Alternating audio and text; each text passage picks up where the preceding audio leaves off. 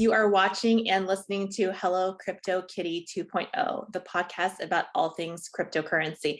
I am so excited today. I have Lia Holland. She is a campaigns and communications director for a wonderful organization that is working to help keep the internet neutral and other things, fight for the future.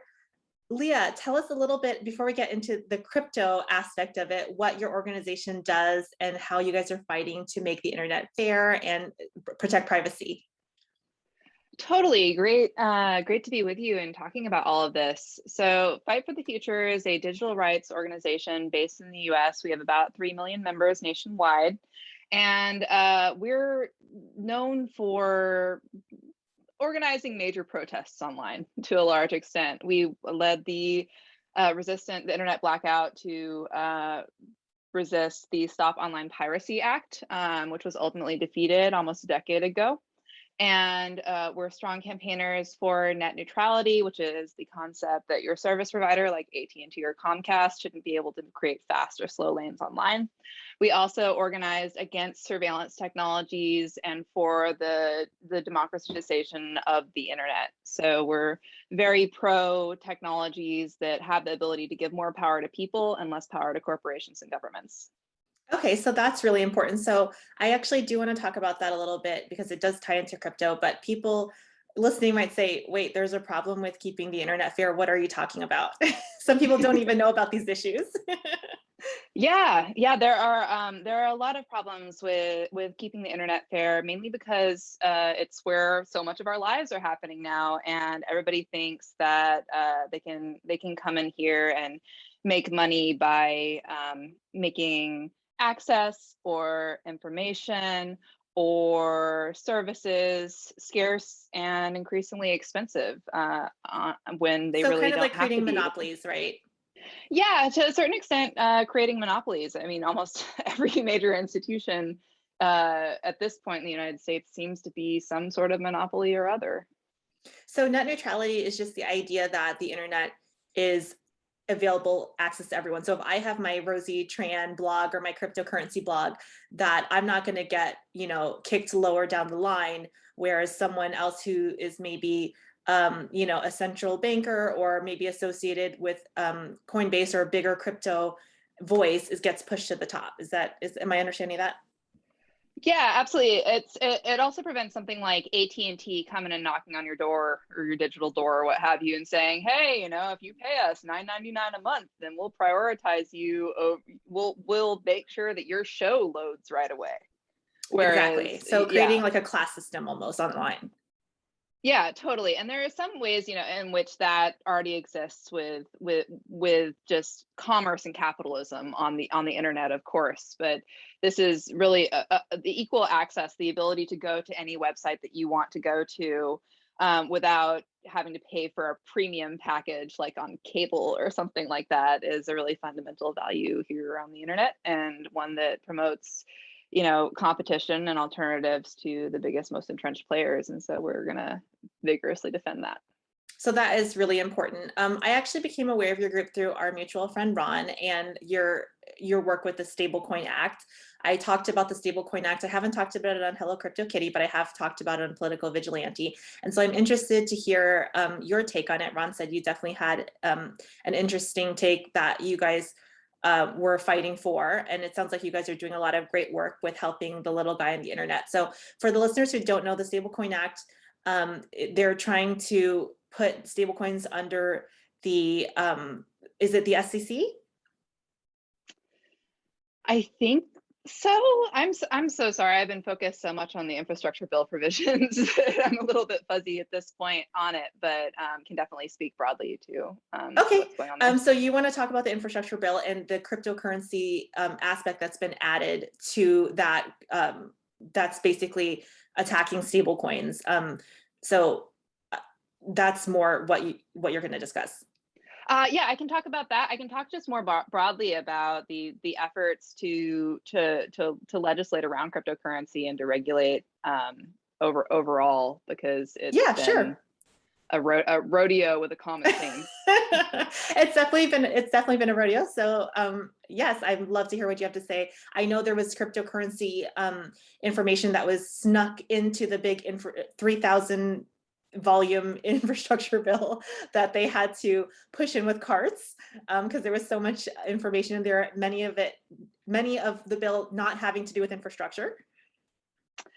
Yeah, totally. So, I mean, what's going on is essentially that, like with the infrastructure bill in particular, but also just generally, legislators are looking at cryptocurrencies and they're seeing, to a large extent, the surface level, you know, where there's a lot of hype, there's a lot of, frankly, scams. There are scams in cryptocurrency. There are people who are, being really, really negatively affected by bad actors in this space. But it's not because of the space and it's not because of the technology. It's because that's how humans are. That if there's an opportunity to make money quickly or con people, we're quick to do that. And so while like actual protections that take into account how cryptocurrencies and decentralization, blockchain, whatever, what have you, work, are really important. Like we do need to protect people, but right now the government is approaching cryptocurrency with all of these different acts and provisions and what have you as it's just like cash. And an NFT is just like cash, and a stable coin is just like cash, and and a token is just like cash, which is not at all accurate in this in the space, and like creates a lot of unworkable legislation or expectations that have the ability to truly kneecap this evolution for the internet just as it's getting started. So Yeah, so they're stifling yeah. innovation without really understanding what cryptocurrency is. Is that what I'm hearing you say? Yeah, they're just attempting to, to like, I mean, they don't want rich crypto bros to evade their taxes, and I understand that. I don't have a problem with crypto bros having to pay for roads and bridges and education, but I do, but we do have a problem with the effort to make those crypto bros pay their taxes being probably like potentially ineffective, and B, destroying what we see as, and as a human rights org, the most promising technology to subvert and overthrow the power of big tech and the power of exploitative major financial institutions in the name of making sure that some crypto bros over there pay their taxes. That makes no sense to us. Yes, it is. And a lot of what's really scary is a lot of the legislatures don't know what cryptocurrency is. And what's really sad is that they're not talking to people in the crypto community, which is really scary. They're not talking to women in the crypto space. They're not talking to people of color. They're not talking to the oppressed people in the crypto space who are getting financial freedom from cryptocurrencies out of the traditionally corrupt banking system. So that is something that's very sad to me, is that you're legislating on something that you either know little about or haven't consulted the experts in the field. So that's really something that's scary for me. But I do want to talk about some of these provisions that have been snuck into the infrastructure bill that you are able to speak on, like 650I. Mm-hmm. And so why don't you explain to the listeners what that is and how that's going to cause a lot of problems for the crypto community and people who are trying to, my biggest passion about crypto is that it's helping a lot of unbanked people. So people that are not able to have traditional access to the banking system, whether because they're low income or have bad credit, or maybe they live in a totalitarian country where the government has caused a lot of oppression, or maybe, what's going on in Afghanistan right now. A lot of people don't have access to services, but they do have a cell phone. And so this is very, very important for people, especially low income people and people that are unbanked, which is over, I think, 1 billion people worldwide are unbanked, mostly people of color and people that are living in poverty. But they do have a cheap smartphone. And so these technologies, I think, are very, very revolutionary and important to that. And so I think it's interesting for you to discuss how this may squash and harm the crypto space. Yeah, absolutely. And even here in the US, it's the statistic is 1 in 4 people are either underbanked or unbanked. And just as you said, these people are primarily young. They're primarily people of color. They're primarily low income. And it's really an illustration of how the current systems are failing a vast swath of people, and the true need for different sorts of systems that can take out these often exploitative, often discriminatory middlemen, and just let people do what they need to do to survive and hopefully thrive And with transact their between money. each other. Why should you Yeah. have to go to a check cashing place and pay 3 to 5% or sometimes 10% interest on these awful predatory, things, when you can just transact individually between each other? I can Yeah. send you money quickly and cheaply for a couple pennies using cryptocurrency, if that, a fraction of pennies, instead of paying, 3 to 5%. And sometimes 10% adds up over the long run and can be a significant amount of someone's income, especially if you're low income. Yeah, or MoneyGram at 15%. It's wild. Yeah. So the infrastructure bill has several provisions on cryptocurrency in it. There was a big one that we organized this whole hashtag Don't Kill Crypto protest on, that drove 40,000 calls to the Senate.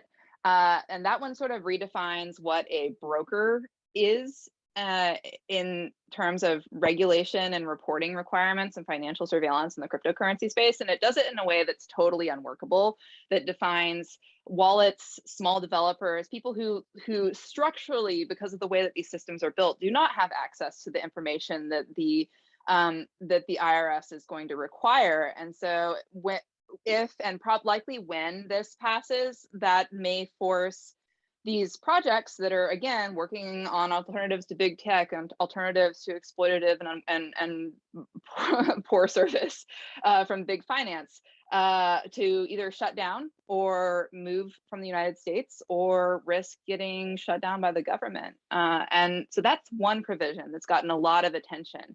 And unfortunately, I have to tell you that there's another one that's even worse that we didn't realize how bad it was, because it's a very short little thing that has been slipped into the infrastructure bill.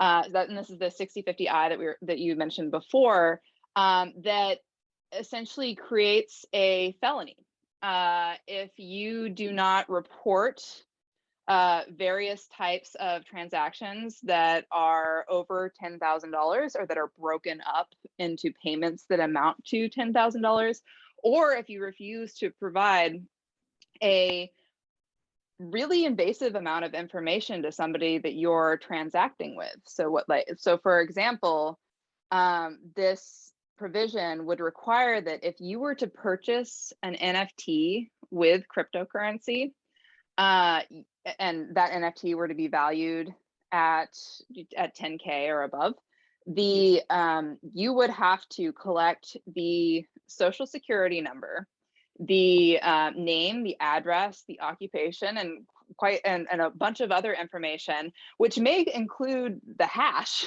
for the person that sold you that NFT. And then that person would have to collect that same amount of information on you, both of you, So potentially as individual users. It sounds like KYC and other, which is know your client, which is a banking Mm-hmm. regulation, being put to the little guy. And KYC is meant for large banking institutions, Wells Fargo, Chase, things like that, to make sure that money laundering isn't happening. So I'm not sure how someone would be, how this would protect from money laundering. Doesn't seem to make that much sense. Yeah, it really doesn't seem to make that much sense. And what's really unprecedented about it is that the onus is on the user. And if you don't want to share all of that intimate information with somebody, even if you are, just making a purchase and not the person who's making a purchase with cryptocurrency and then receiving, a good or a service, as opposed to like an NFT or something else that's also a quote unquote digital asset. If you refuse to give them your social security number and all of that information, then you are the felon. You can go to prison for up to 5 years for refusing to give them that info. And also potentially giving them that info in a timely manner, because the reporting requirement is that you have to file this paperwork within 15 days of the transaction. Wow. First of all, that doesn't make logistical sense for the government. I don't think anyone, I called the IRS once and I was on hold for like an hour and a half and then it just went to a voicemail. So I don't know where they're going to be hiring these people to process this 15-day paperwork, because that is a lot of hassle for the government. And also, what felon is committed? Felony to me means, a heinous crime. This shit sounds more like a misdemeanor offense, if anything. It sounds like a logistical paperwork thing. So I'm wondering if this is more about squashing cryptocurrency and trying to make it difficult for people to use this new technology, so that we're dependent on the, legacy banking system, the old corrupt banking system, because I don't hear anything that sounds felon worthy in what you're describing. Yeah, that's our read on it, is that this is more or less intended to, it's either so grossly misguided, and this is it's possible, we can give them, I don't like giving the government much of a benefit of the doubt in this situation, but like, I've been in meetings with people in the government where they don't understand how a blockchain ledger works. They don't understand that reporting a hash to the government doesn't just mean that the government knows who did one transaction. It means any transaction, future or past, that wallet ever makes will be trackable and surveillable. And that even that concept is still permeating the people who are supposed to be making these laws. So there's that. But ultimately, yeah, this is a huge this will have a huge chilling effect, because people don't want to risk being thrown in jail just and would probably default to using financial institutions that are already entrenched and surveilling us to the best of their abilities, and that's extremely problematic and disheartening. It's just really scary. It seems like the level of surveillance is getting, and the privacy, I actually didn't care about, this is bad, but I did not care about privacy for years. And I'm married to an IT person who works in cybersecurity. And once I learned just how important it is, I mean, the government in bed with corporations can use this information to control the population. They can use it to influence our consumer choices. There's so much things that gives them leveraged power over us. And the average individual doesn't have a psychology degree. They don't have billions of dollars and the power to really fight off this. Not that we're, harmless, helpless victims to this, but it seems like the power imbalance is quite leaned towards the government and large corporations, and the little guy is suffering. And crypto is a great way to decentralize and give that power back. And so it's very sad that this is happening, that this provision was slipped into an infrastructure bill. What does this have to do with infrastructure? Well, I suppose that they think that it has to do with funding the infrastructure expenditures. They think that this is going to be closing major tax gaps on, to a large extent, on the backs of the little guy and of an emerging technology that holds so much promise, when they're, basically everybody who is truly dodging their taxes and to the tunes of millions or billions of dollars has the privilege of lawyers and infrastructure and offshore bank accounts and South Dakota bank accounts or what have you to shield them from ever having to pay their taxes under our current laws. And it just seems like this is such a misguided and nitpicky attack, when they should be, going after the real rich tech bros and not just like people who are trying to like reclaim their digital sovereignty. Yeah, this is really sad. This actually is not new for the US government. I worked in finance for many years. I was a very low paid assistant, and they actually monitored me constantly. I was forced to go under constant regulation to be monitored for insider trading. By the way, I made less than 20,000 a year. Jeez. Meanwhile, investment bankers are allowed to run willy-nilly, and hedge fund managers are allowed to run around willy-nilly, completely unregulated, because that's the investment banking side, which is regulated different than the retail banking side. So again, a $20,000 a year assistant was being monitored for insider trading on a quarterly basis, but these giant hedge fund managers and investment bankers are allowed to do basically whatever they want, which was really scary. So this kind of seems in line with that, where you regulate the little guy and the big fish in the sea get to swim around. So I'm really sad about this, but I'm glad that you're bringing awareness to this. what can the average person do? How can we hound our senators and congressmen and tell them, hey, I want to benefit from this decentralized financial revolution too, not just, the super rich 0.1%.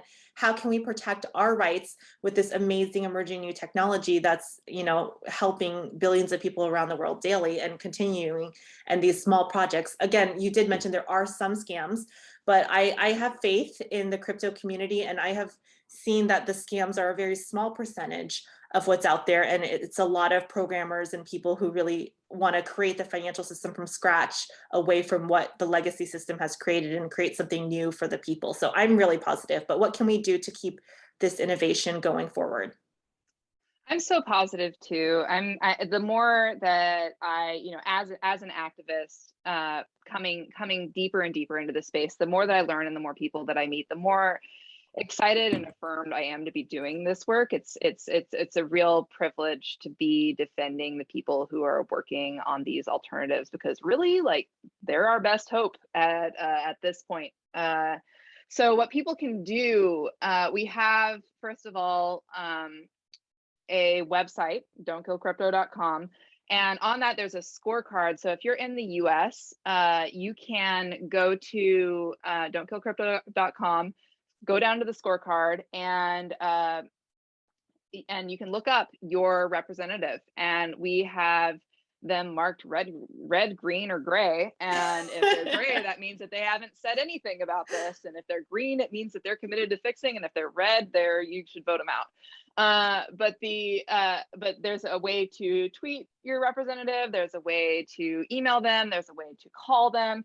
And I do have to say, because like people feel as if calling their representative is not an effective means to change. Like, we delayed the infrastructure package in the Senate for days. We made them work on a Sunday because they were blown out of the water by those 40,000 calls coming in on these crypto provisions that most of these dinosaurs didn't understand. But here's the thing, is that a lot of their staffers do, and are trying to get their reps with it to understand that this is a human rights focused technology and that it really matters. So if your representative gets 10 calls on this, that draws attention. That gives the younger folks in that office reason to bring it to their boss.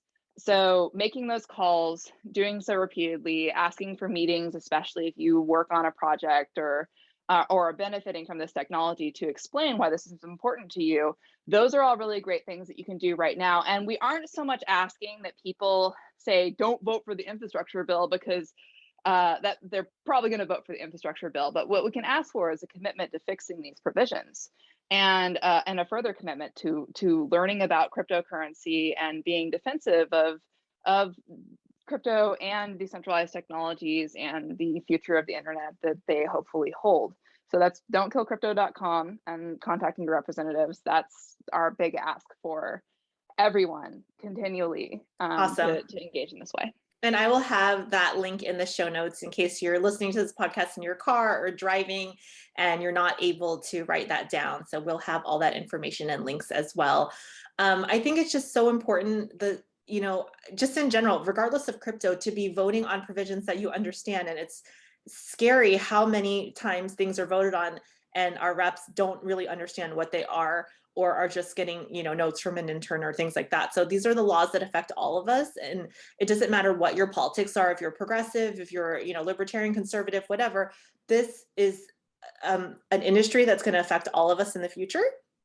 And so I really encourage people to put their political leanings aside and learn about crypto, and learn about why this is so important for everyone, regardless of what your political beliefs are.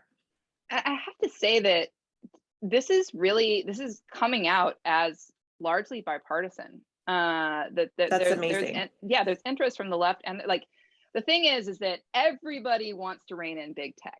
We, like, whatever your political leanings, we understand that this is a huge problem, and we're starting to see both Republicans and Democrats falling in line with the reality that this may be the best way to rein in big tech, is to create actual people powered alternatives to it.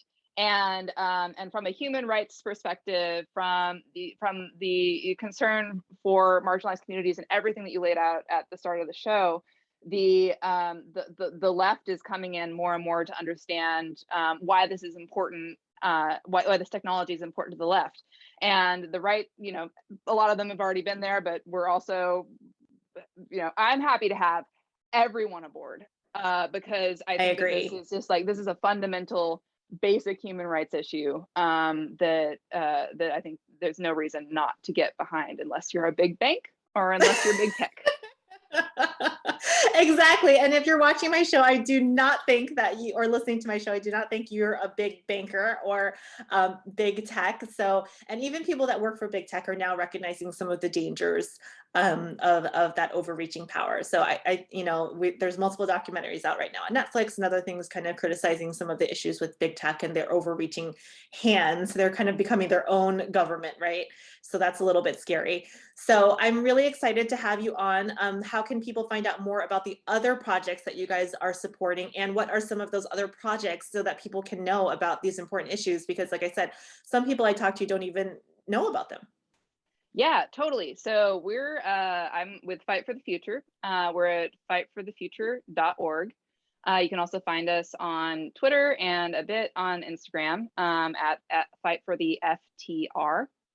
And we're working on everything from banning facial recognition technology, which is incredibly racist and creepy and dangerous, to pushing for federal data privacy legislation that would fundamentally undercut the manipulation and exploitation that we're all experiencing from big tech platforms like Facebook and Google. There's a whole lot on the spectrum in between as well. I think we've been yelling a lot about robot dogs with machine guns lately, but okay.